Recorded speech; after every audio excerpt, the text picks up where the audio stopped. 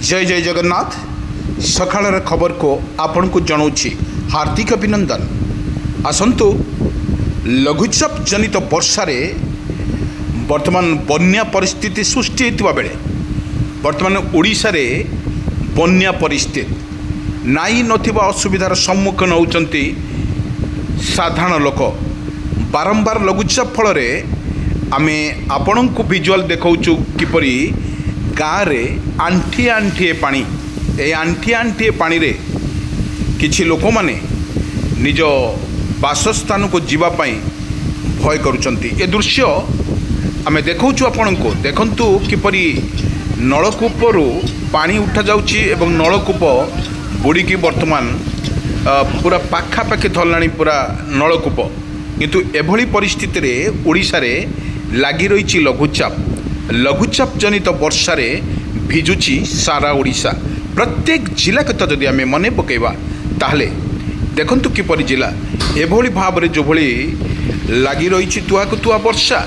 ए वर्षा फल रे परिस्थिति सृष्टि होइछि एक लघुचाप। किपरि देखंतु वर्षार तांडव लीला किपरि देखंतु केते जोरे वर्षा होछि। चाल बुड़ा पानी रे भिजुची सारा ओडिशा। एमिति एक दृश्य आमे देखैथिलु प्रत्येक जिले में लगी रही तुहाकु तुहा वर्षा सहित बिजुली घड़घड़ी। आमे जदि कहिबा प्रत्येक जिलार जदि आमे कथा कहिबा कटक भुवनेश्वर पुरी गंजाम गजपति राउरकेला ढेंकानाल पारादीप एई भली जिला मानकरे अति प्रबल वर्षा वर्तमान जारी रही सारा ओडिशा रे। एभली परिस्थिति को नहीं किपरि भाव रे मुकाबला करिवो ओडिशा सेथिपाई विशेष भाव रे आमे लगातार भाव रे आमे सकाळ रे खबर आपण मानक निकट रे रखुछु। देखंतु किपरि भाव रे रहिछि सकाळर दृश्य। सकाळर दृश्य रे वर्तमान आकाश मेघाच्छन्न रहितबा थळे पुणी एक लघुचाप सृष्टि होइछि। ए लघुचापटी घूर्णिझड़ होइछि एवं समुद्र एक लघुचाप सृष्टि हेबो। ए लघुचाप बल किपरि भाव रे ओडिशार क्षति करिवो कि कौन करिवो सेथिपाई प्रस्तुत नथिले पर पूरा खबर न जानिथिले मध्य पूरा आपण को जणाई दिया जाउछि रहिबो यार ओडिशार स्टेटस। ए ओडिशा स्टेटस भितरे वर्तमान आमे आपण को देखौछु जो भली भाव रे ओडिशार तुहाकु तुआ वर्षा सहित लागी रही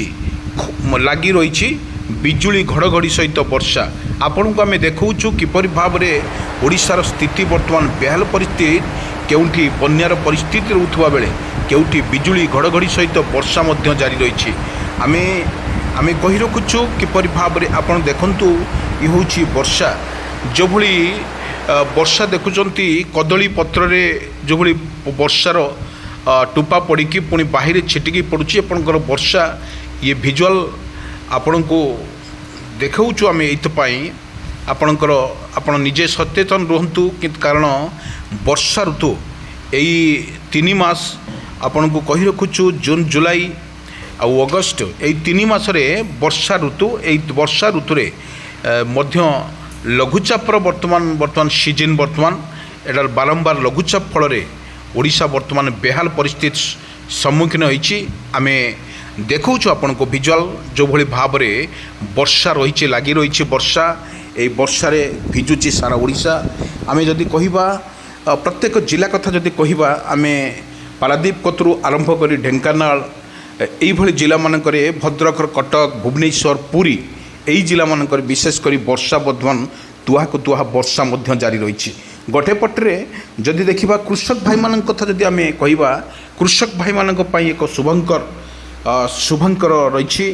कारण ये वर्षा ऋतु रे निजर क्षेत्र में चाष करने प्रस्तुत रुवा बेले आउ गोटे पटर मत्स्यजीवी मानक मध्य सतर्क सूचना करिछि एसआरसी कहवा दरकार जे जो भली बारंबार ओडिशा पर लघुचाप सृष्टि होछि बंगोपसागर लघुचाप सृष्टि होता फल समुद्र अशांत रही। समुद्र अशांत फल होता बेले वर्तमान उच्चा उच्चा ढेउ मध्य आसुछि। से ढेउरे किपरि भाव रे धीवर भाई माने सचेतन रहिबे सेथिपाई बारंबार माइक बेतार माध्यम रे जो मत्स्यजीवी माने अछंती मत्स्यजीवी ऑफिसर माने अछंती सेमानकु ବେତାର ମାଇକ୍ ମାଧ୍ୟମରେ ଆପଣଙ୍କୁ ସଚେତନ କରାଯାଉଛି। କାରଣ ଲଘୁଚାପ ସମୟରେ ଆପଣ ନିଜ ଡଙ୍ଗା ବା ଭୁଟଭୁଟି ଏଗୁଡ଼ିକ ନେଇ ସମୁଦ୍ରକୁ ଯିବେ ନାହିଁ।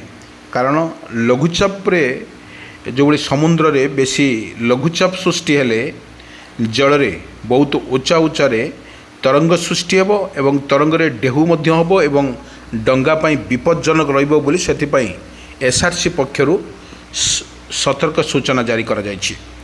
ସବୁଠୁ ବଡ଼ କଥା ହେଉଛି ଯେଉଁଭଳି ଲଘୁଚାପରେ ବର୍ଷା ଓଡ଼ିଶା ଉପରେ ରହିଛି, ଏହାର ପ୍ରଭାବ ତୁହାକୁ ତୁହା ବର୍ଷା ମଧ୍ୟ ରହୁଛି, ବିଜୁଳି ଘଡ଼ଘଡ଼ି ସହିତ ମାରୁଛି। ସେଥିପାଇଁ ଧନଜୀବନକୁ ଅସ୍ତବ୍ୟସ୍ତ ଲାଗୁଥିବା ବେଳେ ସମସ୍ତଙ୍କୁ ମଧ୍ୟ ସତର୍କ ସୂଚନା କରିଛି ଏସ୍ଆର୍ସି।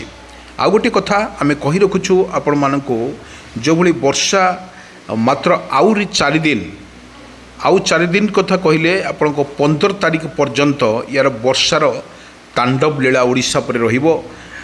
ଆଜି ଦେଖାଇଥିଲୁ ଆମକୁ ସକାଳରେ ଖବରରେ ଯେଭଳି ଆକାଶ ମେଘାଚ୍ଛନ୍ନ ରହିଛି, ଅନେକରେ ତୁହାକୁ ତୁହା ବର୍ଷା ମଧ୍ୟ ଜାରି ରହିଥିଲା, କେଉଁଠି ବିଜୁଳି ଘଡ଼ଘଡ଼ି ସହିତ ବର୍ଷା ଲାଗି ରହିଥିବା ବେଳେ ସବୁଠି ଦେଖିବାକୁ ମିଳୁଛି ବର୍ଷା ହିଁ ବର୍ଷା, ଘଡ଼ଘଡ଼ି ବିଜୁଳି ସହିତ ମାରୁଥିବା ଦେଖିବା। ଆମେ ଯଦି କଥା କହିବା ଭୁବନେଶ୍ୱର କଥା ଯଦି କହିବା, ପାଣିପାଗ ବିଶେଷଜ୍ଞ କହିବା ଅନୁଯାୟୀ ଆଉ ମାତ୍ର 4 ଦିନ ବର୍ଷା ରହିବ ବୋଲି ଆକଳନ କରୁଛି ପାଣିପାଗ ବିଭାଗ କହିବା ଅନୁଯାୟୀ ବର୍ଷା ମଧ୍ୟ ରହିବ, 4 ଦିନ ବର୍ଷା ରହିବ। ତାହା ମଧ୍ୟ ସମୁଦ୍ରର ଯେଉଁଭଳି ଏକ ଘୂର୍ଣ୍ଣିଝଡ଼ ସୃଷ୍ଟି ହୋଇଛି ଆମକୁ ସିଧାସଳଖ ସ୍ପଷ୍ଟ ଦେଖାଉଛି ଚିତ୍ର। ଇଏ ହେଉଛି ଘୂର୍ଣ୍ଣିଝଡ଼, କିପରି ଲଘୁଚାପର ଏକ ଆଖି ସୃଷ୍ଟି ହୋଇଛି ଏବଂ ତାହାର ମଧ୍ୟ ଆପଣଙ୍କୁ ସିଧାସଳଖ ସ୍ପଷ୍ଟ ଏ ଭିଜୁଆଲ୍ ମାଧ୍ୟମରେ ଦେଖାଯାଉଛି କିପରି ତରଙ୍ଗ ସୃଷ୍ଟି ହୋଇଛି ଏବଂ ଲଘୁଚାପ କିପରି ସୃଷ୍ଟି ହୋଇଛି। ଲଘୁଚାପ ବଳରେ ଏହା ସମୁଦ୍ର ଅଶାନ୍ତ ଥିବାରୁ ସମସ୍ତଙ୍କୁ ମଧ୍ୟ ବାରଣ କରାଯାଇଛି ପଦାକୁ ବାହାରିବା ପାଇଁ। ଆପଣ ଦେଖନ୍ତୁ କିପରି ୟାର ରୂପ, ଯେଉଁ ଲଘୁଚାପର ରୂପ କିନ୍ତୁ କାୟା ବିସ୍ତାର କରୁଛି ସମୁଦ୍ରରେ, କିପରି ଭାବରେ ଗୋଟେ ତା'ର ଆଖି ମଧ୍ୟ ସୃଷ୍ଟି ହୋଇଛି ଜଳରେ। ଏକଦମ ଦେଖିବାକୁ ଗଲେ ଜଳରେ ଲାଗି ରହିଛି, ୟାର ଅବତାର ମଧ୍ୟ ଲାଗି ରହିଛି। କିପରି ଭାବରେ ଏହାକୁ ସଚେତନ କରାଯିବ ଏବଂ ସମସ୍ତଙ୍କୁ କିପରି ସଚେତନ କରାଯିବା ପାଇଁ ଏସ୍ଆର୍ସି ପକ୍ଷରୁ ମଧ୍ୟ ସୂଚନା ଦିଆଯାଇଛି। ଆଉ ଗୋଟେ ବଡ଼ କଥା ହେଉଛି ଏଠାକୁ ଖୁବ୍ ଦେଖନ୍ତୁ କିପରି ତରଙ୍ଗ ମାଧ୍ୟମରେ ଜଳରେ କିପରି ଏ ଆଖି ସୃଷ୍ଟି କରୁଛି ଏବଂ ଲଘୁଚାପଟି ସୃଷ୍ଟି କରୁଛି। ଏବଂ ଆମେ ଆପଣଙ୍କୁ ଦେଖାଉଛୁ ଯେଉଁଭଳି ଭିଜୁଆଲ୍, ଇଏ ହେଉଛି ସମୁଦ୍ର, ଯେଉଁ ସମୁଦ୍ରରେ ଲଘୁଚାପର